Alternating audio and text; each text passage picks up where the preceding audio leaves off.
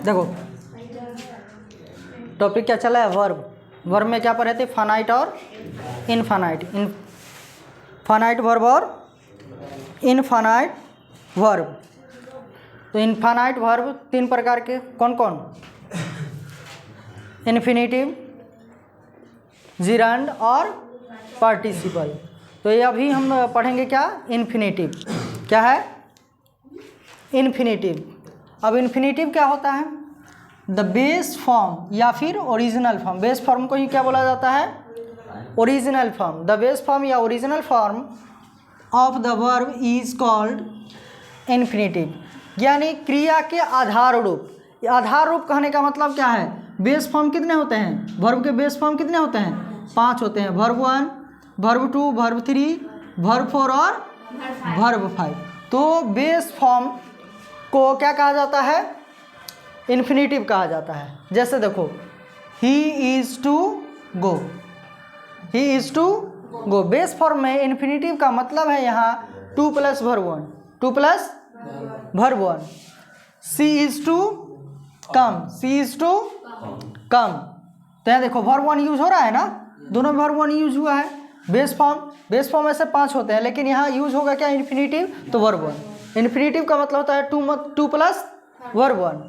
अब ध्यान दो, kinds and uses of infinitive. Infinitive के प्रकार और इसका यूज।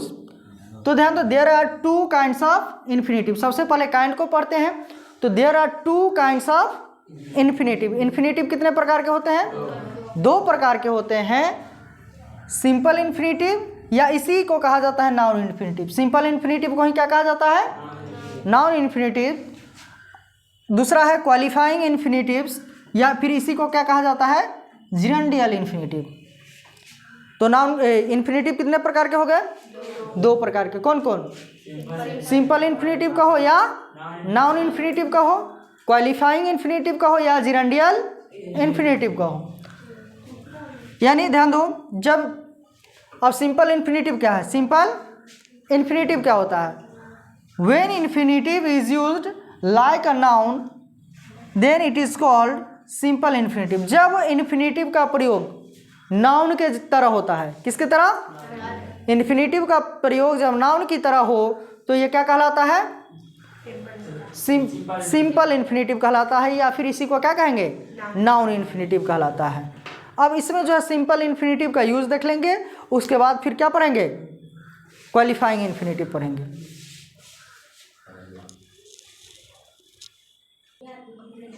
देखो, यूजेज ऑफ इन्फिनेटिव। इन्फिनेटिव का यूज, सबसे पहला देखो, इन्फिनेटिव विद 2। इन्फिनेटिव किसके साथ? 2 के साथ।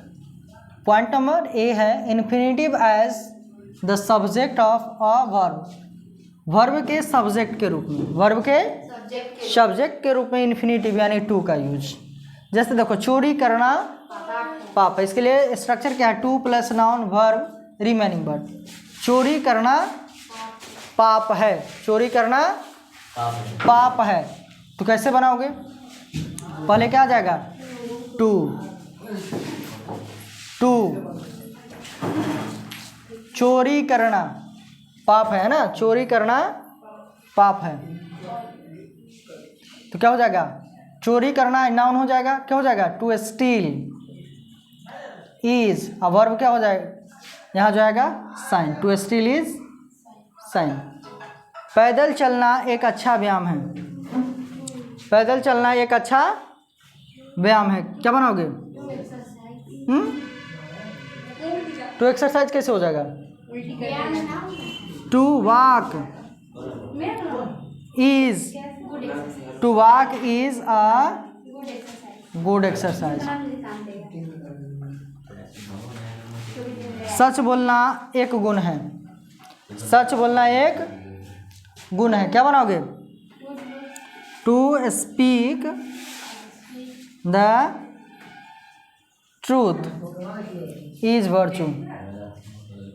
To speak the truth is virtue. Is a virtue लिखना, इज अ वर्च्यू। उसके बाद क्या है? सलाह देना आसान है।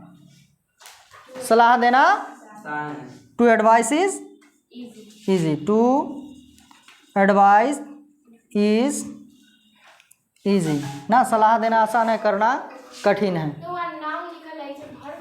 कहाँ? हाँ, यहाँ जो है टू के साथ नाउन का यूज होगा ना, टू वाक, जैसे टू वाक लगा है ना, तो नाउन के रूप में यूज हो रहा है। अब ध्यान दो, we can start such sentences with introductory it. इस प्रकार के सेंटेंस को हम इंट्रोडक्टरी इट के साथ ही शुरू कर सकते हैं। And use infinitive at the end of the sentence, और इन्फिनेटिव का यूज हम कहाँ कर सकते हैं? सेंटेंस के अंत में या वर्ब के पहले। जैसे देखो अभी बनाया हो ना, टू नाउन वर्ब रिमेनिंग है ना, तो अब इंट्रोडक्टरी इट शुरू में कर सकते हैं, तो इंट्रोडक्टरी इट वर्ब टू और उसके बाद क्या जाएगा? नाउन। जैसे देखो to steal is sin, to steal is sin, अब इसको जो है इट लगा कर बनाओ, it is sin to steal, it is sin to steal, ऐसे भी बना सकते हो। To learn English is not hard, it is not hard, it is not hard to learn English. इस प्रकार से भी बना सकते हो, मतलब दोनों सही है। क्या होगा? या तो शुरू में टू लगा दो, नहीं तो इंट्रोडक्टरी इट का यूज करके इस प्रकार से बना सकते हो। इतना समझ में आया?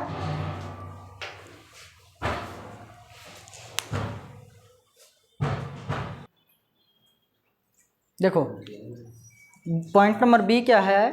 Infinitive as the object of a transitive verb. Infinitive का यूज किसके रूप में? ट्रांजिटिव वर्ब के रूप में, ट्रांजिटिव वर्ब के ऑब्जेक्ट के रूप में, ट्रांजिटिव वर्ब के ऑब्जेक्ट के रूप में। जैसे देखो इसके लिए स्ट्रक्चर क्या है? सब्जेक्ट वर्ब टू ऑब्जेक्ट, यानी सब्जेक्ट के बाद जस्ट ऑब्जेक्ट वर्ब आ रहा है, तो ये क्या कहलाता है? Transitive verb. और वर्ब के बाद जब टू यूज हुआ तो ये क्या हो गया? इसका ऑब्जेक्ट हो गया। क्या हो गया? ऑब्जेक्ट हो गया। अब इसे ट्रांसलेट करो तो क्या है? मैं क्रिकेट खेलना चाहता हूँ, I want to play cricket. बच्चे मीठा खाना पसंद करते हैं, children like to eat sweets, like to eat sweets. मीठा मीठा स्वीट ही यूज करो, स्वीट ही यूज करो, या स्वीट्स भी सही है, स्वीट यूज करो। उन्हें अंग्रेजी पढ़ाना पसंद है, he likes to teach English, he likes to teach English. उसके बाद वह बाजार जाना चाहती है, she wants to go to market. देखो वर्ब के बाद जस्ट ऑब्जेक्ट आ रहा है, टू आ रहा है, तो ये सब्जेक्ट के बाद जस्ट वर्ब, तो क्या है? Transitive verb, transitive. इसके जस्ट वर्ड टू, तो ये ट्रांजिटिव वर्ब का ऑब्जेक्ट हो गया।